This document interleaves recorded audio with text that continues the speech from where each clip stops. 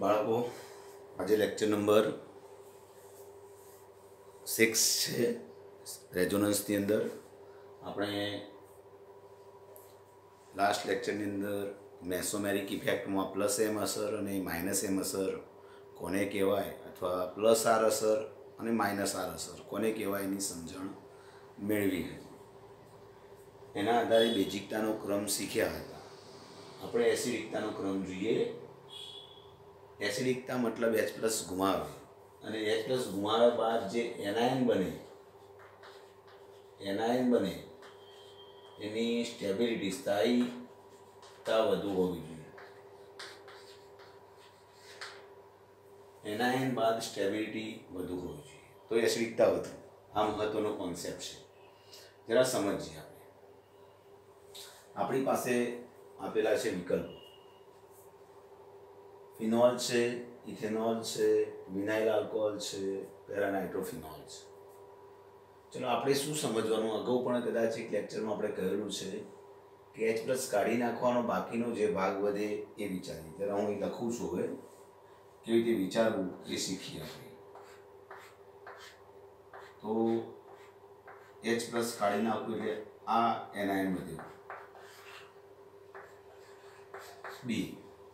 આમાંથી H+ કાઢી નાખીએ એટલે CS3CH2O-. જરા હું હજુ આ રીતે દર્શાવું. O-. સી વિકલ્પ CH2 ડબલ બોન્ડ CH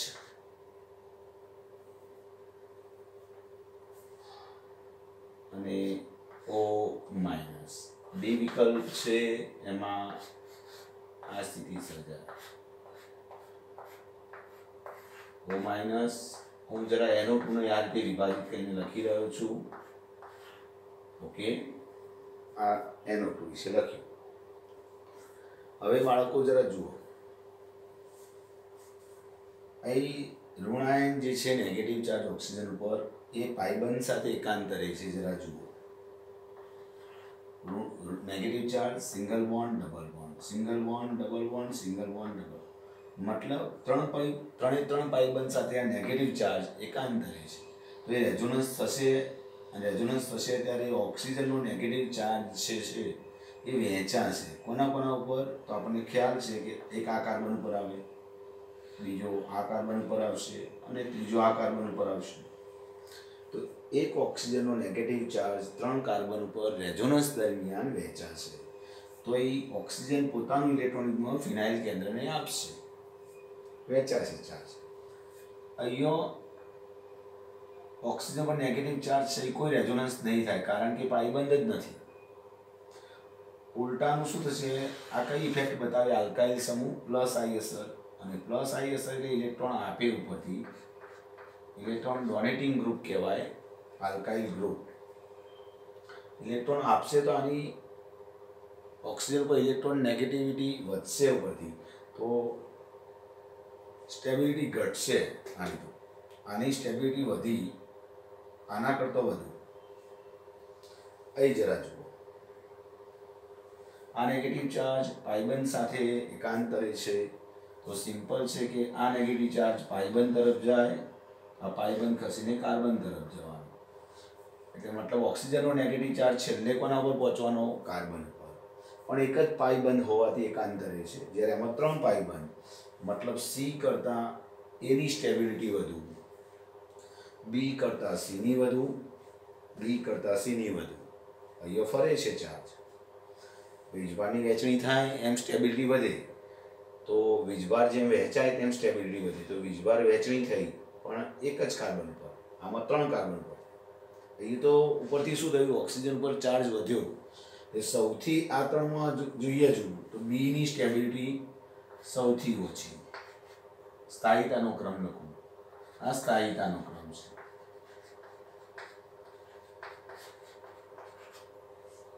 બીની સ્ટેબિલિટી સૌથી ઓછી, એના કરતાં સીની વધુ, અને એના કરતાં એની વધુ. હજુ ડી બાકી છે. ડી વિશે વિચારો. તો જુઓ, આના જેટલો ભાગ તો આમાં છે જ ઓલરેડી. આના જેટલો ભાગ આમાં ઓલરેડી છે જ. રાઈટ. તો આમાં પણ કાર્બન પર તો વહેંચણી થવાની, પણ આ વધારામાં શું છે, આ નાઇટ્રો ગ્રુપ છે. હવે નાઇટ્રો ગ્રુપમાં શું થાય છે જરા જુઓ. પાઈ બંધ ધરાવતા એટલે કે બેન્ઝીન સાથે જોડાયેલો પરમાણુ જે છે એ લોન પેર નથી એની પાસે. બેન્ઝીન રિંગ સાથે જોડાયેલો પરમાણુ જે છે છોકરો એ દ્વિબંધથી ઓક્સિજન સાથે જોડાયો છે. હવે ગઈકાલે આપણે લાસ્ટ લેક્ચરમાં વાત કરી હતી કે ડબલ બોન્ડ આપણે આ રીતે કહ્યું હતું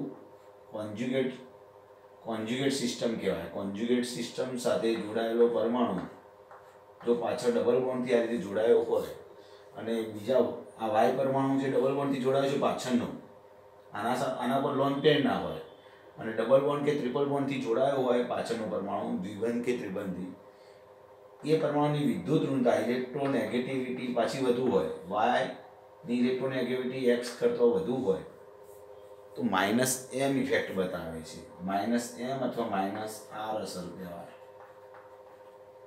-m પણ કહેવાય મેસોમેરિક. તો એ શું થાય, આ -m ઇફેક્ટ બતાવે શું થાય, આ ઇલેક્ટ્રોન યુગ્મ અહીં ખેંચાય પાછળથી. તો આ શું કરે, ઇલેક્ટ્રોન યુગ્મ આમ ખેંચે નાઇટ્રોજન, આ અહીંથી ખેંચશે, આગળથી ખેંચશે નાઇટ્રોજન, અહીંથી આમ ખેંચાય તો આ પાછો અહીં આવે એટલે આ ચાર્જ અહીં આવે. તો ઉપરથી શું થયું, નેગેટિવ ચાર્જ બધે ફેલાઈ ગયો. જુઓ વધારે વહેંચાશે, આ 3 ઉપર તો વહેંચાશે જ કાર્બન ઉપર, પણ સાથે સાથે કોના ઉપર ખસ્યો, પાછળ ઓક્સિજન ઉપર પણ જાય છે નેગેટિવ ચાર્જ, આ ખસતો ખસતો. અને તમને ખ્યાલ છે કે ઓક્સિજનની ઇલેક્ટ્રોનેગેટિવિટી વધુ છે માટે ઋણયુગ્મને વધુ સારી રીતે પકડી રાખે છે. તો સૌથી વધારે સ્ટેબિલિટી આની આવશે. તો -m અસર હોવાના લીધે નાઇટ્રોસમની કઈ ઇફેક્ટ છે, -m અસર. કદાચ -m અસર યાદ ના આવી તો -i અસર તો તમને ખ્યાલ જ છે. તો -i અસરના લીધે પણ શું થાય, ઇલેક્ટ્રોન ખેંચે પોતે. તો ઇલેક્ટ્રોન ખેંચે એટલે શું થાય, આ ઋણયુગ્મ ખસીને આમ જાય નીચે તરફ, તો વીજભારની વહેંચણી વધુ સારી રીતે થાય, ઋણયુગ્મ આના પર ઓછો થાય. તો સૌથી વધારે સ્ટેબલ આવશે ડી બાળક. આમાં એવું કોઈ નહોતું, આમાં 3 કાર્બન ઉપર જ હતું, જ્યારે આમાં નાઇટ્રો સમૂહ -i અસરે બતાવે, -m અસર. જ્યારે બે અસર દેખાતી હોય ત્યારે -m અસર મહત્વની બને છે. -m અસર એ વધુ પ્રભાવી છે. ઓકે. તો ઋણાયનની જે સ્થાયિતાનો ક્રમ હોય તે જ એસિડિકતાનો ક્રમ આવે, એનાયનની સ્થાયિતાનો જે ક્રમ હોય એ જ એસિડિકતાનો ક્રમ આવે. તો એસિડિકતાનો ઓર્ડર શું આવે બાળકો, છોકરો એસિડિકતાનો ક્રમ શું આવશે, તો લખી દો એસિડિકતાનો ક્રમ બી કરતા સી અને એ પછી ડી. આ એસિડિકતાનો ક્રમ આપણો આન્સર છે. જુઓ ઓકે, નોટ કરતા રહેજો, સમજતા રહેજો. ચાલો નેક્સ્ટ બીજો નંબર સોલ્યુશન કરીએ આપણે. જ્યાં સમજ ના પડે ત્યાં તમે 1-2 વખત જોજો. મેં તમને હાલ એમ કહ્યું -m અસર માટે શું કહ્યું, તો ફરીવાર કહી દઉં કે આ રીતે કોન્જ્યુગેટેડ સિસ્ટમ કહેવાય. કોન્જ્યુગેટેડ મતલબ એકાંતરે દ્વિબંધ ધરાવતા પરમાણુ સાથે એક્સ જોડાયો હોય, જેના પર લોન પેર ના હોય, પણ એ પાછળ ડબલ બોન્ડ કે ટ્રિપલ બોન્ડથી વાય પરમાણુ સાથે જોડાયો હોય અને વાયની ઇલેક્ટ્રોનેગેટિવિટી એક્સ કરતો વધુ હોય તો એ -m અસર બતાવે, એટલું યાદ રાખજો, અથવા -r અસર બતાવશે. ઓકે, જરા જોઈએ. ચાલો, અને બીજું +m અસર માટે શું કહ્યું હતું યાદ કરો તો, કે કોન્જ્યુગેટેડ સિસ્ટમ સાથે +m અસર માટે +m અથવા +r જોડાયેલો પરમાણુ, દાખલા તરીકે આ રીતે બતાવી દઉં, જોડાયેલો ડાયરેક્ટ પરમાણુ લોન પેર ધરાવતો હોય, કોન્જ્યુગેટ સિસ્ટમ સાથે જોડાયેલો પરમાણુ લોન પેર ધરાવતો હોય તો એ +m અસર બતાવે છે, અથવા +r અસર પણ કહેવાય. ઓકે, આ લાસ્ટ લેક્ચરમાં સમજાવેલું છે, તમે ધ્યાનથી જોયો. હજુ આ લેક્ચરમાં પણ આપણે કેટલાક પ્રશ્નો લઈશું. ચલો અહીંયા જુઓ. બીજા પ્રશ્નમાં શું થાય છે, આમાંથી તમારે H+ કાઢી નાખવાનું છે, બસ આટલું જ કામ કરવાનું છે. અને પછી જોવાનું બાકીનો ઋણ ભાગ છે એની સ્ટેબિલિટી તમારે વિચારવાની છે. આવું બને. એમાં બીમાં શું બને? તો હમણાં આવી ગયું આ તો ફિનોલ, એટલે કહેવાની જરૂર ના રહે હવે વારે ઘડીએ. જે નવું આવે એ જ કહીએ આપણે. એ માઇનસ અને CH3 છે. CH3 કઈ અસર બતાવે? આલ્કાઇલ ગ્રુપ પ્લસ I અસર સાથે હાઇપર કોન્જ્યુગેશન બતાવે. V1 ધરાવતું કાર્બન હોય ત્યારે V1 ધરાવતા કાર્બન સાથે આલ્કાઇલ જોડાયો હોય, એના જોડે H હોય, આલ્ફા હાઇડ્રોજન કહેવાય, ત્યારે હાઇપર કોન્જ્યુગેશન બતાવે. એ પ્લસ આઈ હાઇપર કોન્જ્યુગેશનમાં હંમેશા ઇલેક્ટ્રોનિક દાન થાય. Plus hyper conjugation D. અને અહીં પણ તમે જાણો છો ક્લોરીન માઇનસ I અસર બતાવશે. ક્લોરીનની માઇનસ I ઇફેક્ટ જાણીતી છે.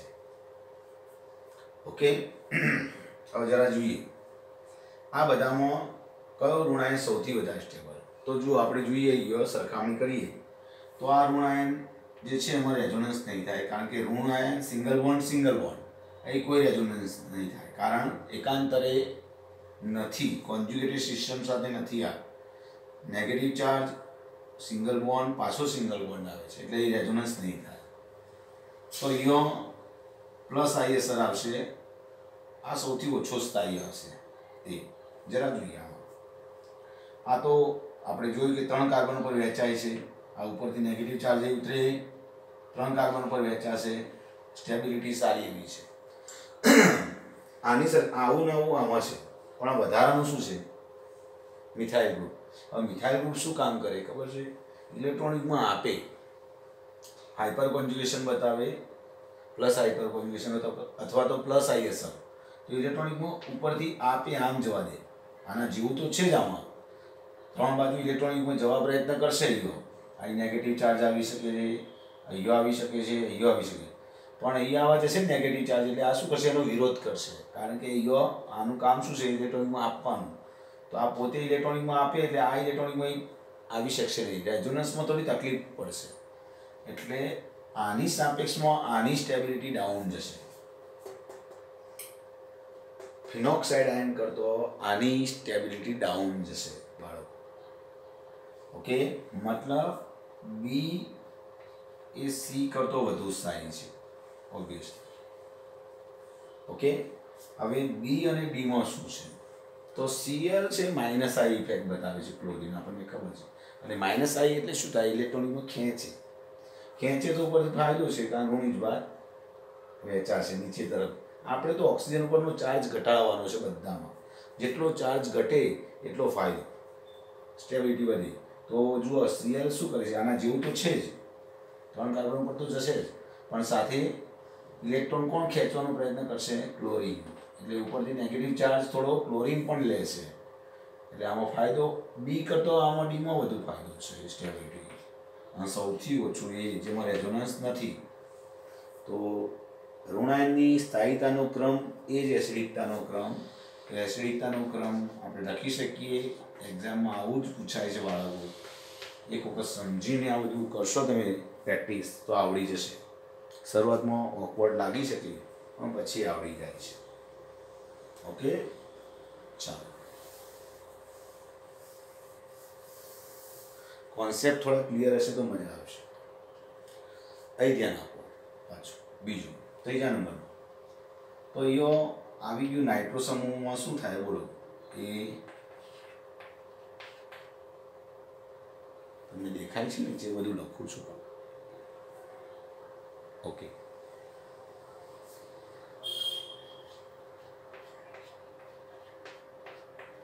નેગેટિવ ચાર્જ એનો નાઇટ્રો સમૂહ તમને ખ્યાલ છે કઈ અસર બતાવશે? હવે હમણાં હાલ શું કહ્યું? કોન્જ્યુગેટેડ સિસ્ટમ સાથે જોડાયેલો X પરમાણુ ડબલ બોન્ડથી Y પરમાણુ, Yની ઇલેક્ટ્રોનેગેટિવિટી વધુ તો માઇનસ M અસર બતાવશે. અને સાથે સાથે માઇનસ I અસર પણ તો ખરી જ, એટલે ઇલેક્ટ્રોનિકમાં ખેંચે. તો જો હમણાં જ કહ્યું હતું કે આમાં રેઝોનન્સ તો થવાનું જ એકાંતરે છે. એટલે વધારામાં ફાયદો શું થાય? નાઇટ્રો પર પણ ઇલેક્ટ્રોન ખેંચાશે. આની સ્ટેબિલિટી વધી છે નાઇટ્રોના લીધે. ચલો એ જોઈએ. H કાઢી નાખું છું, માઇનસ ચાર્જ NH2. અહીં બે કોન્જ્યુગેટેડ સિસ્ટમ સાથે જોડાયેલો ડાયરેક્ટ પરમાણુ જે છે નાઇટ્રોજન. કોન્જ્યુગેટેડ સિસ્ટમ એટલે એકાંતરે દ્વિબંધ હોય એવી પ્રણાલી સાથે ડાયરેક્ટ કોણ જોડાયું? નાઇટ્રોજન છે. આ નાઇટ્રોજન લોન પેર ધરાવે એટલે નાઇટ્રોજન શું કરશે? લોન પેર ધરાવે ઇલેક્ટ્રોન ડોનેટ કરે, પ્લસ એમ અસર બતાવે, પ્લસ એમ અસર, અને નાઇટ્રોજનની માઇનસ આઈ અસર હોય. પણ આ બેમાંથી કઈ ધ્યાનમાં લેવાય? રેઝોનન્સ ઇફેક્ટ જ ધ્યાનમાં લેવાય છે. પ્લસ એમ એટલે પ્લસ આર અસર કહી શકાય. ઓકે, પ્લસ આર અસર પણ કહેવાય નહીં. તો એ નાઇટ્રોજન ઇલેક્ટ્રોનમાં આપે છે તો પ્રભાવી, આ તો તમને કહ્યું છે પ્રભાવીનો ઓર્ડર મેં કહ્યું તો એરોમેટિસિટી સૌથી પહેલું જોવામાં આવે, પછી મેસોમેરિક આવે, પછી રેઝોનન્સ આવે, પછી આવે ઇલેક્ટ્રોમેરિક, પછી આવે હાઇપર કોન્જ્યુગેશન, ઇલેક્ટ્રોમેરિક, અને આઈ ઇફેક્ટ છેલ્લે જોવામાં આવે છે. એમ અને આઈ બે ભેગા હોય તો એમ ઇફેક્ટ જ પહેલી જોઈ લેવાની છે. ઓકે, એમ એટલે રેઝોનન્સ જ ધ્યાનમાં લો ને, બહુ થઈ ચાલશે નહીં તો ગોટાળે ચડશો તમે. તો રેઝોનન્સ ઇફેક્ટ જ ધ્યાનમાં લઈ લેવાની છે. ઓકે, તો યો પ્લસ એમ અસરના લીધે શું થાય? ઉપરથી ઇલેક્ટ્રોનિકમાં આપે એટલે આ રેઝોનન્સ અટકી જાય, આગળ વધે નહીં. કારણ કે એને અહીં આવવું હોય, જો આમાં ઇલેક્ટ્રોનિકમાં અહીં આવે, આમાં આવવા જાય તો આ શું કરે? સામે આપતો હોય એટલે ઇલેક્ટ્રોન વચ્ચે શું થઈ જાય? અપાકર્ષણ. માટે રેઝોનન્સ સારું થતું નથી. મતલબ એ કરતો બેની સ્ટેબિલિટી ડાઉન ગઈ, બરાબર ને? અને સીમાં શું છે? સીમાં ડાઉન જશે, પણ સીમાં પ્લસ એમ અસર નથી પણ હાઇપર કોન્જ્યુગેશન છે. પ્લસ એમ અસર ક્યારે આવે? કોન્જ્યુગેટેડ સિસ્ટમ સાથે જોડાયેલો ડાયરેક્ટ પરમાણુ લોન પેર ધરાવે તો. લોન પેર તો નથી પણ આના જોડે આલ્ફા હાઇડ્રોજન છે. ડબલ બોન્ડ ધરાવતા કાર્બન સાથે જે sp3 સંક્રમણો કાર્બન છે એના જોડે હાઇડ્રોજન હોય તો આલ્ફા હાઇડ્રોજન કહેવાય. અને આલ્ફા હાઇડ્રોજન હોય એટલે હાઇપર કોન્જ્યુગેશન હોય. હાઇપર કોન્જ્યુગેશનમાં શું થાય? સિગ્મા બંધના ઇલેક્ટ્રોન, આ સિગ્મા બંધના ઇલેક્ટ્રોન આમ ઉપર તરફ જાય, પ્લસ આઈ અસર પણ કહી શકાય, તો થોડા ઉપર જશે. પણ આના કરતાં આમાં અસર ઓછી થશે. આપવાની ઇલેક્ટ્રોનિકમાં આપવાની અસર કેવી છે? ઓછી છે. જ્યારે આ આખું શિફ્ટ થશે, વધારાનું લોન પેર છે શિફ્ટ થશે, આમાં વધારાનું લોન પેર નથી એટલે શિફ્ટિંગ આખું કમ્પ્લીટ નહીં થાય. તો આ ક્રમ છે. જુઓ, રેઝોનન્સની ઇફેક્ટ પહેલી જોવા આવે છે, પછી હાઇપર કોન્જ્યુગેશન. તો આમાં રેઝોનન્સ થાય છે, પ્લસ આર અસર છે, જ્યારે આમાં હાઇપર કોન્જ્યુગેશન એટલે આની અસર, આની સાપેક્ષમાં આની અસર ઓછી છે. ઓકે, એટલે સ્ટેબિલિટીની વાત કરીએ તો એની સ્ટેબિલિટી ઋણાયન તરીકે સૌથી વધારે, એના કરતાં આ બેમાં કોની સ્ટેબિલિટી વધારે ડાઉન થઈ? તો આની ડાઉન ગઈ, તો સી આવે અને પછી ડી આવે. આ ત્રણની વાત છે. હજુ બાકી રહ્યું છે OH. હવે OH માઇનસમાં આમાં તો કોઈ પ્રોબ્લેમ નથી, એક જ માત્ર જુઓ ફિનોલમાં, તો ફિનોલમાં પ્લસ આઈ અસર છે જ નહીં કે માઇનસ આઈ નથી, તો શું થવાનું છે? આ તો માત્ર 3 કાર્બન ફરવાનો જ છે. ચલો, તો હવે આપણે ક્રમ ગોઠવી દઈએ તો જરા જુઓ આવું થાય. હવે બધાનો ક્રમ ગોઠવી દો. સૌથી વધારે સ્ટેબલ આવશે એ, કારણ આ નેગેટિવ ચાર્જ ફરતો ફરતો એ જાય છે, સાથે માઇનસ એમ અસર છે એટલે ખેંચે. એના કરતાં સ્ટેબિલિટીમાં આવશે ડી, ફિનોલ. કારણ આમાં ફરે છે, પ્લસ એમ અસર છે ને આ બેમાં પ્લસ એમ અસર છે. આ પ્લસ એમ અસર ને પ્લસ આઈ અસર છે, અથવા પ્લસ હાઇપર કોન્જ્યુગેશન છે. તો પ્લસ એમ અસર તો વધારે તકલીફ આપે, ઉપરથી ઇલેક્ટ્રોનિકમાં ઉપર તરફ જાય, આમાં તો નેગેટિવ ચાર્જ એ વધી જાય, બની શકે. તો ડી પછી આવશે. આ બેમાં અસ્થાયી કોણ છે? સૌથી વધારે અસ્થાયી બી આવશે, તો સી આવે ને પછી બી આવે. સ્ટેબિલિટી ઓર્ડર આવો આવશે બાળકો. તો નોંધી રાખીએ, સ્ટેબિલિટી ઓર્ડર હોય ને ઋણાયનનો, એ જ એસિડિકતાનો ક્રમ. ઋણાયનની સ્ટેબિલિટી જેટલી વધુ તેમ એસિડિકતા વધુ, એનાયનની સ્ટેબિલિટી જેટલી વધુ તેમ એસિડિકતા વધુ. આ નોંધી રાખજો. ઓકે, ચાલો નેક્સ્ટ. જો 5 પ્રશ્નો સોલ્વ કરતા કરતા સમય જાય છે, પણ હું તમને સમજાવી રહ્યો છું કંઈ વાંધો નહીં, લેક્ચર થોડું લાંબુ થઈ જાય છે, પણ પ્રશ્નો ઓછા સોલ્વ થાય, પણ સમજણ આપીને આપણે કામ કરી રહ્યા છીએ. ચલો હું પણ ભૂસી નાખું હવે, જેથી જગ્યા થાય. તમે સ્ક્રીનશોટ પાડી દે.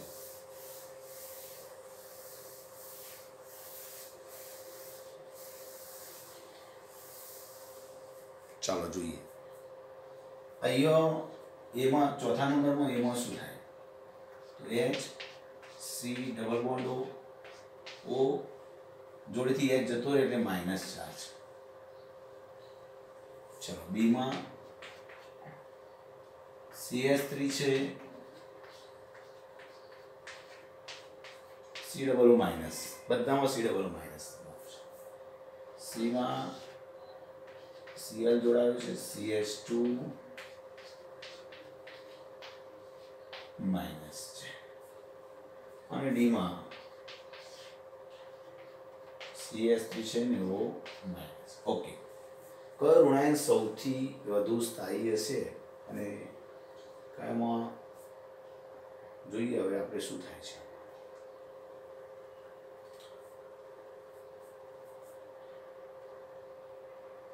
હવે અહીં વાત કરીએ. ચલો જુઓ,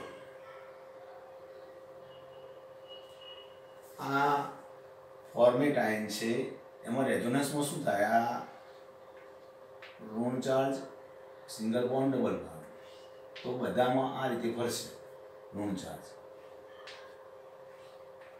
બધામાં ફરી શકે છે, ખાલી આમાં જ નહીં ફરે. તો સૌથી ઓછો સ્થાયી આ છે. પહેલાં તો ડીની સ્થાયીતાનો ક્રમ લઈએ. સ્થાયીતાનો ક્રમ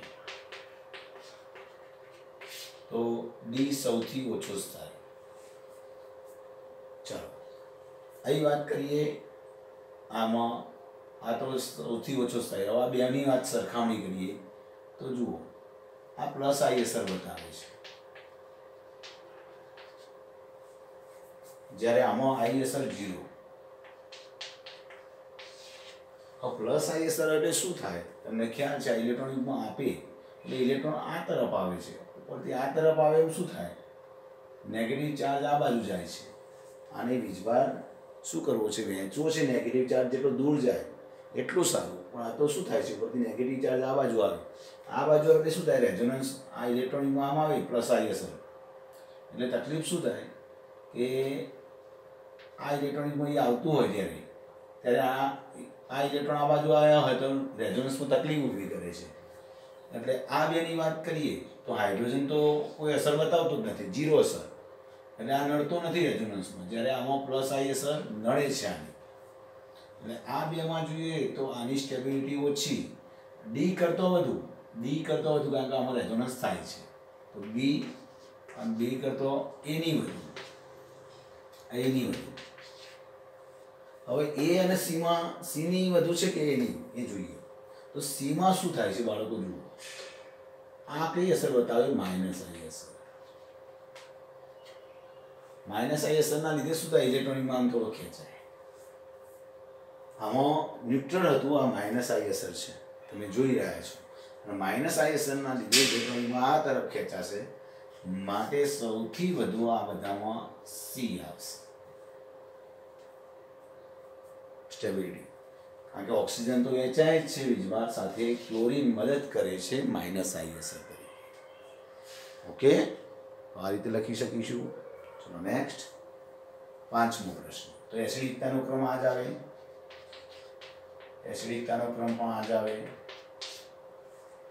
ચલો લાસ્ટ એન્ડ ફાઇનલ. આ ચોથાનો જવાબ લખ્યો છે મેં ઉપર.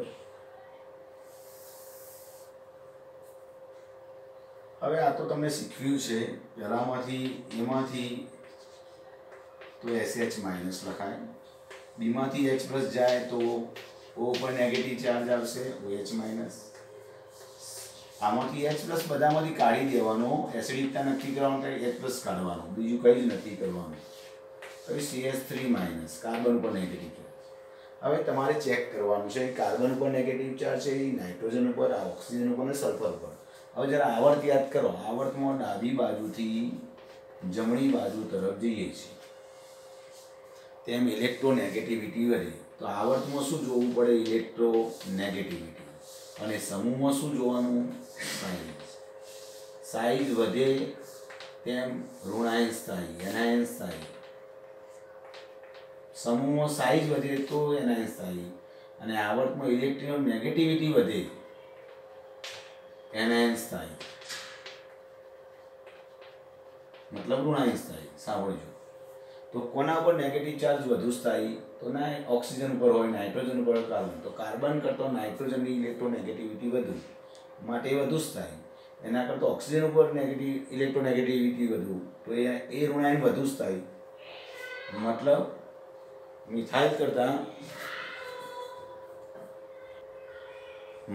મિથાઇલ કરતાં કોની સ્થાયીતા વધુ? એમાઇનની. એમાઇન કરતાં કોની સ્થાયીતા વધુ? OHની. હવે આ બેમાં કોની વધુ? તો સમૂહમાં આવ્યા, ઉપરથી નીચે એટલે સમૂહ કહેવાય. સમૂહમાં કદ વધે તેમ સ્થાયીતા વધે, તો ઓબ્વિયસલી SH- વધુ સ્થાયી. તો એસિડિકતાનો ક્રમ આ સ્થાયીતાનો ક્રમ છે.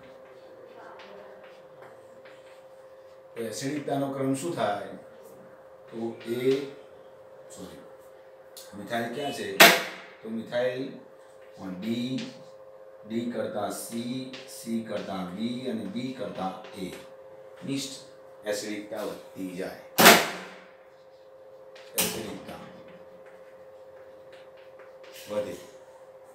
એસિડિકતા વધે. તો આ રીતે બાળકો એસિડિકતાનો ક્રમ નક્કી કરી શકીએ આપણે. ઓકે, સ્ક્રીનશોટ પાડ દો, પછી આગળ વધીએ. ચાલો બાળકો, આપણે પ્લસ આર અસર અને માઇનસ આર અસર વિશે સમજીએ. પ્લસ આર અસર દર્શાવતા સમૂહોનું એક લિસ્ટ મૂક્યું છે જે કોન્જ્યુગેટેડ સિસ્ટમ સાથે ડાયરેક્ટ જોડાયેલા હોવા જોઈએ. યાદ રાખજો, લખતો નથી હું, યાદ રાખજો. ડાયરેક્ટ એકાંતરે દ્વિબંધવાળી પ્રણાલી સાથે જોડાયેલા હોય આ બધા, તો પ્લસ એમ અસર બતાવે, અને તે ઇલેક્ટ્રોનિકમાંનું દાન કરે છે. ઇલેક્ટ્રોન ડોનેટિંગ ગ્રુપ કહેવાય છે, EDG. અને આ બધા જો કોન્જ્યુગેટેડ સિસ્ટમ સાથે ડાયરેક્ટ જોડાયા હોય તો કોન્જ્યુગેટેડ સિસ્ટમમાંથી પોતે ઇલેક્ટ્રોન ખેંચે છે, આકર્ષે છે, માટે અમને ઇલેક્ટ્રોન વિથડ્રોઈંગ ગ્રુપ કહેવાય, EWG. તો આ બધા શું કરે? કોન્જ્યુગેટેડ સિસ્ટમમાંથી પોતે ઇલેક્ટ્રોન આકર્ષે, કોન્જ્યુગેટેડ પ્રણાલીમાંથી ઇલેક્ટ્રોનને પોતાની તરફ આકર્ષે.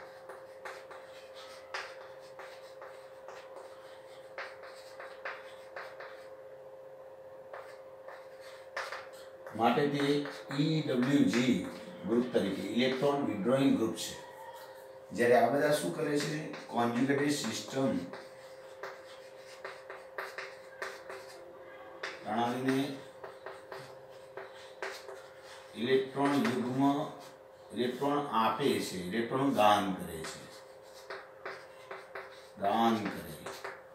માટે આ બધાને ઇલેક્ટ્રોન ડોનેટિંગ ગ્રુપ અથવા ઇલેક્ટ્રોન રિલીઝિંગ ગ્રુપ પણ કહેવાય છે. ઇલેક્ટ્રોન રિલીઝિંગ ગ્રુપ, રિલીઝ કરવા, મુક્ત કરવા. તો આના લીધે કોન્જ્યુગેટેડ સિસ્ટમ પર નેગેટિવ ચાર્જ આવે છે. શું થાય? તેના લીધે EDG ના લીધે કોન્જ્યુગેટેડ સિસ્ટમ કયો ચાર્જ પ્રાપ્ત કરે? પ્રણાલી ઉપર નેગેટિવ ચાર્જ આવે.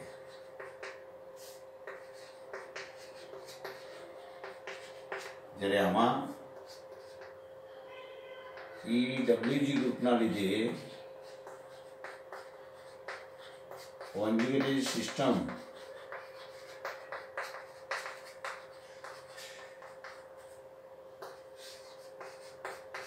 પોઝિટિવ ચાર્જ આવે. ઓકે, ચાલો આપણે જોઈએ એક ઉદાહરણ સમજીએ. આમાંનું કોઈ પણ એક ઉદાહરણ સમજી લઈએ આપણે. દાખલા તરીકે એક્ઝામમાં પૂછ્યું ફિનોલમાં અથવા એનિલિનમાં. ચલો ઓકે એનિલિન લઈએ, બેન્ઝીન રિંગ ઉપર NH2 સમૂહ લઈએ. આ કોન્જ્યુગેટેડ સિસ્ટમ છે, એકાંતરે દ્વિબંધ સાથે ડાયરેક્ટ NH2 જોડાયો છે. તમે આમાંનું કોઈ પણ ઉદાહરણ લઈ શકો છો, કોઈ પણ એની. તો રેઝોનન્સ કેવી રીતે થાય એ સમજીએ. તો આપણે જોયું કે લોન પેર છે નાઇટ્રોજન ઉપર, એ સિંગલ બોન્ડ ડબલ બોન્ડ એકાંતરે, single bond double bond, single bond double bond, single bond એકાંતરે છે. તો એ સિસ્ટમમાં શું થાય, આ ઇલેક્ટ્રોન ડોનેટિંગ છે તે નીચે ઉતરે પાઇબંધ તરફ, તો આ પાઇબંધના ઇલેક્ટ્રોન એ કાર્બન ઉપર આવે. તો રેઝોનન્સમાં આપણે દોરી ચૂક્યા છીએ, તો આ તો રિપીટ કરી દઈએ છીએ. લો અહીં શું થશે, ઉપરથી નીચે ઉતરે એટલે ડબલ બોન્ડ. નાઇટ્રોજને ઇલેક્ટ્રોનિકનું દાન કર્યું માટે પોઝિટિવ ચાર્જ એના પર આવશે.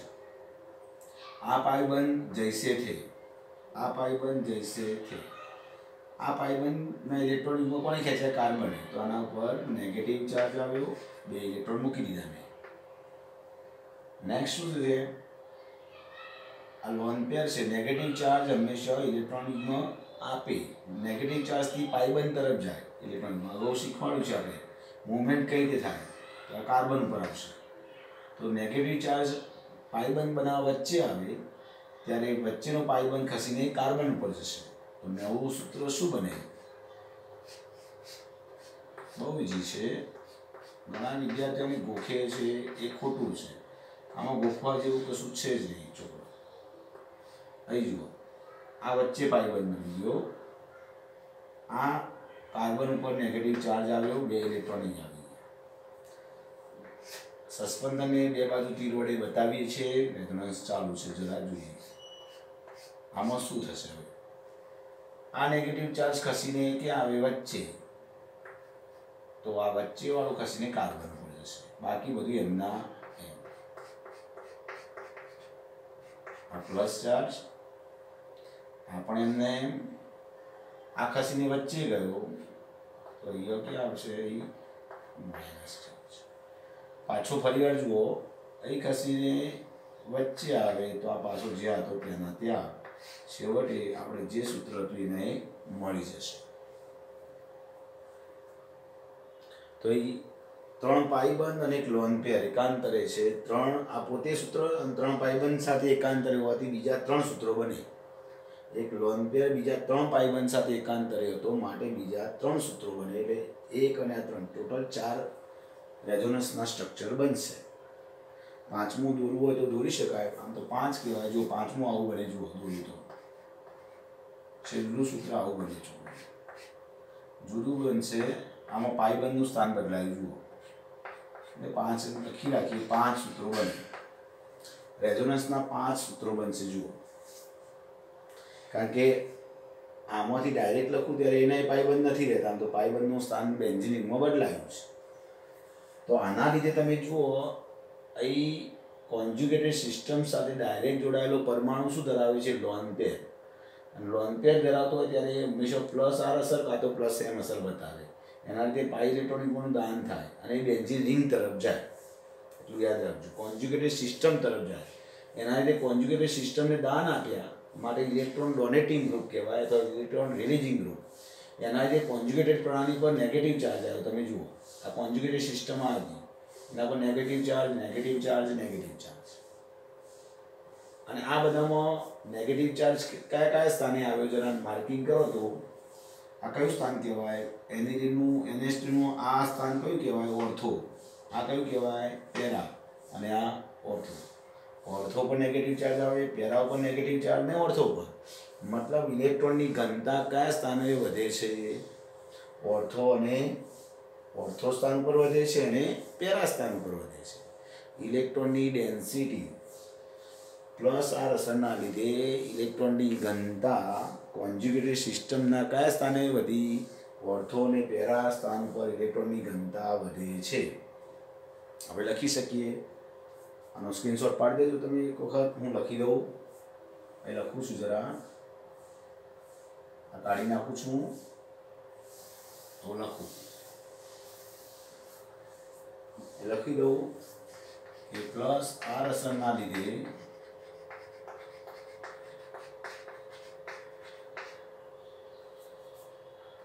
ઓર્થો અને પેરા સ્થાન પર ઇલેક્ટ્રોનની ઘનતા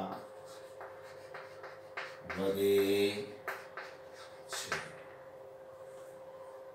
તો આ બધા જે મેં પૂછી નાખ્યા સમૂહ જે હતા એ બધા જ ઓર્થો અને પેરા સ્થાન ઉપર ઇલેક્ટ્રોન ડેન્સિટી વધારે છે। તેથી શું થાય, ઇલેક્ટ્રોન અનુરાગી દ્વારા કોઈ ઇલેક્ટ્રોન અનુરાગી પ્રક્રિયક આવે જેને ઇલેક્ટ્રોનની જરૂર છે એ કયા સ્થાન પર સીધો જાય, ઓર્થો અને પેરા। આમ ઇલેક્ટ્રોન અનુરાગી આયન હોય, ઇલેક્ટ્રોન અનુરાગી આયન ઓર્થો પેરા સ્થાન ઉપર એટેક કરે છે।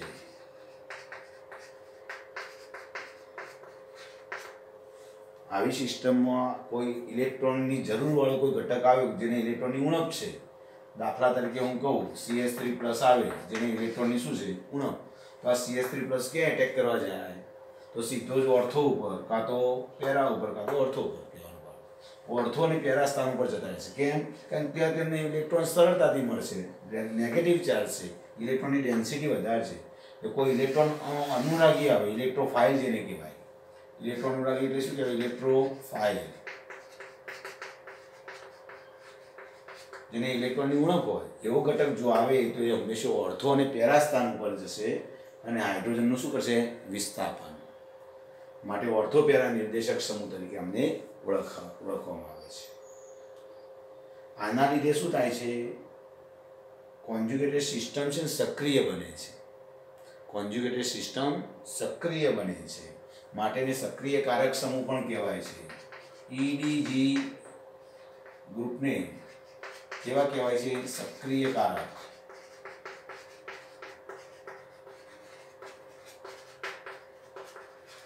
કોને સક્રિય કર્યા, કોન્જ્યુગેટેડ સિસ્ટમને સક્રિય કરી કે જે એના પર નેગેટિવ ચાર્જ આવવાથી એ સક્રિય બની પોતાનો ચાર્જ ઓછો કરવા પ્રયત્ન કરે, માટે એક્ટિવ બની ગઈ, માટે એને સક્રિય કારક સમૂહ કહેવાય છે।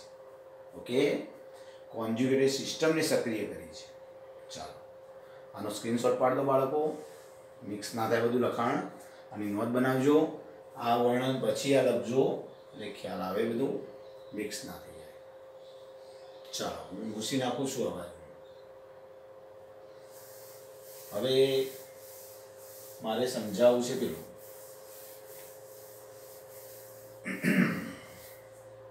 અહીં જોઈએ। ચાલો અહીં આમાંનો કોઈ સમૂહ કોન્જ્યુગેટેડ સિસ્ટમ સાથે જોડાયો હોય તો માઇનસ એમ અસર અથવા માઇનસ આર અસર કહેવાય છે। એ શું કરે છે, તો એ કોન્જ્યુગેટેડ સિસ્ટમમાંથી પોતે ઇલેક્ટ્રોન ખેંચે છે। દાખલા તરીકે હું લઉં ઉદાહરણ નાઇટ્રોબેન્ઝીન। ચાલો નાઇટ્રોબેન્ઝીન, ચલો નાઇટ્રોબેન્ઝીનનું ઉદાહરણ લેવું છે આપણે।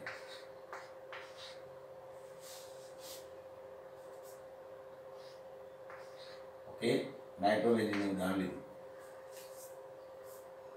દાખલા તરીકે, તો આપણે શું કહ્યું હતું કે આ પ્રકારના માઇનસ એમ અસરમાં શું હોય, જે કોન્જ્યુગેટેડ સિસ્ટમ સાથે એક્સ પરમાણુ જોડાયો હોય એ ડબલ બોન્ડથી પાછળ વાય સાથે કે એક્સ પરમાણુ ટ્રિપલ બોન્ડથી પાછળ વાય સાથે જોડાયો હોય, જ્યાં આગળ કોન્જ્યુગેટેડ સિસ્ટમ છે, જ્યાં વાયની ઇલેક્ટ્રોનેગેટિવિટી એ એક્સ કરતાં વધુ હોય। તો એ જુઓ, એ શરતનું પાલન થાય છે। આ કોન્જ્યુગેટેડ સિસ્ટમ છે એના સાથે જોડાયેલો નાઇટ્રોજન પરમાણુ પાછળ ડબલ બોન્ડથી ઓક્સિજન સાથે જોડાયો છે। ઓક્સિજનની વિદ્યુત ઋણતા તમને ખ્યાલ છે નાઇટ્રોજન કરતાં વધુ છે, ઓક્સિજનની વિદ્યુત ઋણતા નાઇટ્રોજન કરતાં વધુ છે। તો હવે આમાં શું થાય, તો આ પાઈ બંધના ઇલેક્ટ્રોન વધુ વિદ્યુત ઋણ પરમાણુ તરફ ખેંચાય, આ ખેંચે પાછળ। તો આ નાઇટ્રોજન પરમાણુ કોન્જ્યુગેટેડ સિસ્ટમમાં છે, તમે જુઓ ડબલ બોન્ડ હતો, સિંગલ બોન્ડ, ડબલ બોન્ડ એકાંતરે છે, તો નાઇટ્રોજન ખેંચી શકે, રેઝોનન્સ ચાલુ થાય, આ ઉપર ખેંચે તો આ આમ ખેંચશે, તો એ શું બનશે જરા જોઈએ। જુઓ આ નાઇટ્રોજન, આ એમ જ છે ઓક્સિજન સાથે, આ સિંગલ બોન્ડ બનશે, 4 ઇલેક્ટ્રોન હતા જ, બીજા 2 આવ્યા એટલે 6 થયા, પણ સાથે નેગેટિવ ચાર્જ આવશે, पाई इलेक्ट्रॉन खेंचाया, आ पाईबंध ऊपर गया माटे डबल बॉन्ड ही આવી ગયો।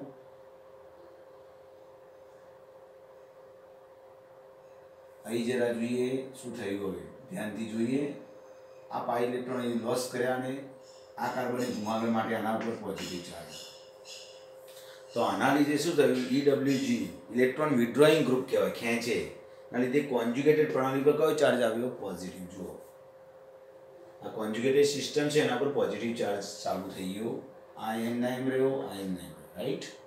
હવે આ પોઝિટિવ ચાર્જ છે ને આ પાઈબંધ એકાંતરે છે, તો સીધી વાત છે કે પાઈબંધના ઇલેક્ટ્રોન પોઝિટિવ તરફ જાય, ઇલેક્ટ્રોનની જ મૂવમેન્ટ થાય, તો નવું સૂત્ર શું બને,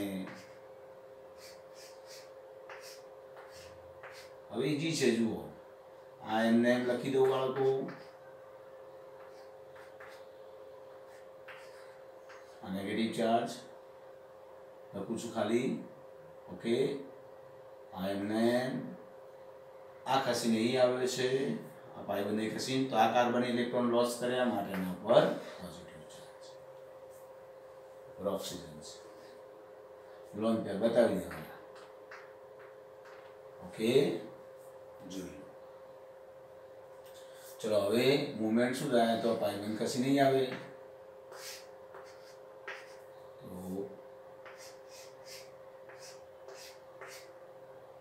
અહીં છે, અહીં આવી ગયો આ positive charge, double bond N, single bond, આના પરથી નેગેટિવ એન, ઓકે થઈ ગયું। તો આ પોઝિટિવ ચાર્જ કયા કયા સ્થાને આવ્યો, ઓર્થો, પેરા, ઓર્થો, મતલબ ત્યાં ઇલેક્ટ્રોન ઓછા કર્યા, આ નાઇટ્રો સમૂહે ઇલેક્ટ્રોન ક્યાંથી ખેંચ્યા, તો ઓર્થો અને પેરા સ્થાન પરથી ઇલેક્ટ્રોન ઓછા કરી નાખે। હવે જુઓ આ પાઈબંધ ખસીને અહીં આવી જાય, તો આ ઉપરથી નીચે ઉતરશે, નવું સૂત્ર શું આવશે, હા અહીં આવી ગયું, આ અહીં આવી ગયું, જૈસે थे ओ ડબલ બોન્ડ થઈ ગયો પાછો, અને આ સૂત્ર, આ સૂત્ર ના સૂત્ર જોશે સરખું લાગે, ખાલી પાઈબંધ પોતાનું સ્થાન બદલ્યું છે, બેન્ઝીન રિંગમાં સસ્પેન્શન દેખાય। તો 5 સૂત્રો જોઈ રહ્યા છો નાઇટ્રોબેન્ઝીનમાં, તો તમે આ બધી ઘટનામાં તમે માર્કિંગ કર્યું બાળકો કે પોઝિટિવ ચાર્જ નાઇટ્રો સમૂહ કેવો છે, ઇલેક્ટ્રોન આકર્ષક સમૂહ છે, મતલબ ઇલેક્ટ્રોન વિડ્રોઈંગ ગ્રુપ કહેવાય છે, એના લીધે આ કોન્જ્યુગેટેડ સિસ્ટમ પર પોઝિટિવ ચાર્જ આવ્યો, કયા સ્થાને આવ્યો, તો ઓર્થો અને પેરા, તેનો મતલબ શું થાય, ઓર્થો અને પેરા સ્થાન ઉપર ઇલેક્ટ્રોનની ઘનતા ઘટી છે, ઇલેક્ટ્રોન વિડ્રોઈંગ ગ્રુપના લીધે ઓર્થો પેરા સ્થાન ઉપર શું થાય, પોઝિટિવ ચાર્જ તો આવ્યો છે, સ્થાન ઉપર ઇલેક્ટ્રોનની ઘનતા ઘટે છે, ઇલેક્ટ્રોન ઓછા ક્યાંથી થયા, ઓર્થો અને પેરા। હવે આવામાં કોઈ ઇલેક્ટ્રોન આકર્ષક સમૂહ આવે, આથી ઇલેક્ટ્રોન અનુરાગી આવે, કોઈ ઇલેક્ટ્રોન અનુરાગી આયન કોઈ આવે, દાખલા કોઈ પણ ઇલેક્ટ્રોનની જરૂર વાળો આયન આવે, તો એને કઈ જગ્યાએ ઇલેક્ટ્રોન નહીં મળે, ઓર્થો અને પેરા ઉપર ઇલેક્ટ્રોન ઝડપથી નહીં મળે, પણ મેટા ઉપર મળશે, કારણ કે મેટા સ્થાનને કોઈ અસર નથી થઈ। તમે જુઓ એક કયા સૂત્રમાં મેટા સ્થાન ઉપરથી ઇલેક્ટ્રોન ગયા છે, પોઝિટિવ ચાર્જ છે, ના, મતલબ મેટા સ્થાનના ઇલેક્ટ્રોન જેવા હતા એમને એમ, તો આથી ઇલેક્ટ્રોન અનુરાગી આયન મેટા સ્થાને દાખલ થાય છે, માટે આ બધા જ મેટા નિર્દેશક સમૂહ તરીકે ઓળખાય છે। તો આ બધાના સ્ટ્રક્ચર, કોઈ પણનું સ્ટ્રક્ચર દોરવાના કયા હોય રેઝોનન્સ, તો આ રીતે દોરી શકાય છે, કોઈ પણના। આ એસિટોન સમૂહ છે। સાથે એક વાત કરી દો વધારાની, તો તમે જુઓ વિદ્યાર્થીઓ ઘણી વખત એવો મૂંઝવતા હોય છે કે આમાં કયું રેઝોનન્સ થશે, પરીક્ષામાં પૂછ્યું, ધારો કે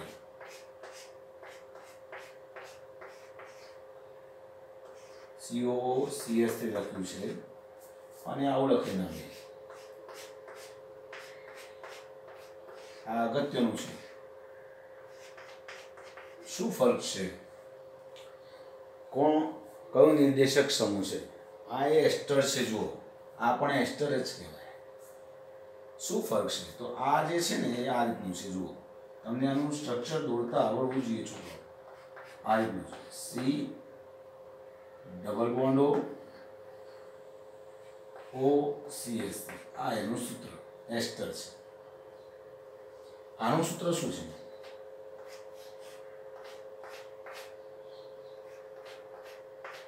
ઓ જોડાયો છે, જે સી ડબલ બોન્ડ ઓ અને CS.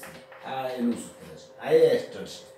પણ બંનેમાં ફરક એ છે કે આ એસ્ટરની અંદર કાર્બન દ્વારા જોડાણ થયું છે કોન્જ્યુગેટેડ સિસ્ટમનું, અને આ એસ્ટરમાં ઓક્સિજન દ્વારા, અને ઓક્સિજન ઉપર લોન પેર હોય છે. તો તમને કહું, બંનેમાં આનું નામ મિથાઇલ બેન્ઝોએટ છે. Methyl benzoate. એસ્ટરમાં નામકરણ પાછળથી થાય. ઓ સાથે જોડાયેલો પહેલો બોલાય. ઓ સાથે કોણ જોડાયું છે? મિથાઇલ. તો પ્રથમ બોલવાનો. આટલો ભાગ બેન્ઝોએટ. બેન્ઝીન ઉપર સી ડબલ ઓ માટે બેન્ઝોએટ. ઓ સાથે જોડાયેલો પહેલો બોલાય, મતલબ ફિનાઇલ બોલાય. ફિનાઇલ બોલાય. આ નામ ફિનાઇલ. ઓ સાથે પહેલો જોડાય. ઓ સાથે જોડાયેલો બોલવાનો.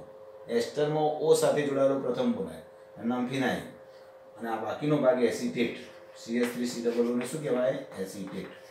ફિનાઇલ એસિટેટ. બંનેમાં ઓર્થોપેરા નિર્દેશક કયો, મેટા નિર્દેશક કયો, તો સમજાય છે. જુઓ, આ એસ્ટર ને પેલો એસ્ટર, પણ અહીં કોન્જ્યુગેટેડ સાથે જોડાયેલો કાર્બન છે, જેના પાસે લોન પેર નથી એક, અને ડબલ બોન્ડથી ઓક્સિજન સાથે પાછળ આને X માની લો, અને આ ડબલ બોન્ડ Y છે. તો Yની ઇલેક્ટ્રોનેગેટિવિટી વધુ છે. તો સીધી વાત છે કે આ કયો નિર્દેશક આવે? મેટા નિર્દેશક. યાદ રાખજો ખાસ, આ મેટા નિર્દેશક છે. મતલબ કાર્બનથી જોડાયો હોય ત્યારે ઇલેક્ટ્રોન વિડ્રોઈંગ ગ્રુપ છે આ. જ્યારે આ તમે જુઓ લોન પેર છે, તો આ આપી શકે, આ મુવમેન્ટ આમ થાય, પાછું ચાલુ થઈ જાય. આ ઇલેક્ટ્રોન ડોનેટિંગ ગ્રુપ છે, માટે આ ઓર્થો અને પેરા નિર્દેશક. તમે જો મેં ઓર્થો પેરા નિર્દેશકનું લિસ્ટ બતાવ્યું હતું, એમાં OCOR લખી દઉં. જુઓ આગળ OCOR લખેલું છે, તો આ OCOR. અને આમાં તમે જુઓ COOR લખેલું છે, દેખાય છે? આ COOR, આ COO અને R છે. તો એ કાર્બન દ્વારા જોડાણ છે. જુઓ એસ્ટરનું. જ્યારે આમાં બતાવ્યું હતું ને, એ કયું હતું? પેલા OCOR હતું. ઓર્થોપેરામાં O આવું લખેલું હતું, OCOR. ઓકે, તો આ રીતે આપણને ખ્યાલ આવવો જોઈએ. તો આ પ્લસ એમ અસર અને માઇનસ એમ અસર, અથવા પ્લસ R અસર અને માઇનસ R અસર કહી શકાય. એટલે આજનું લેક્ચર આટલે સુધી બાળકો રાખીશું. તમે સમજો. નેક્સ્ટ લેક્ચરમાં જો કંઈક વધારાનું જો રેઝોનન્સ વિશે થોડી માહિતી આપી દઈશું.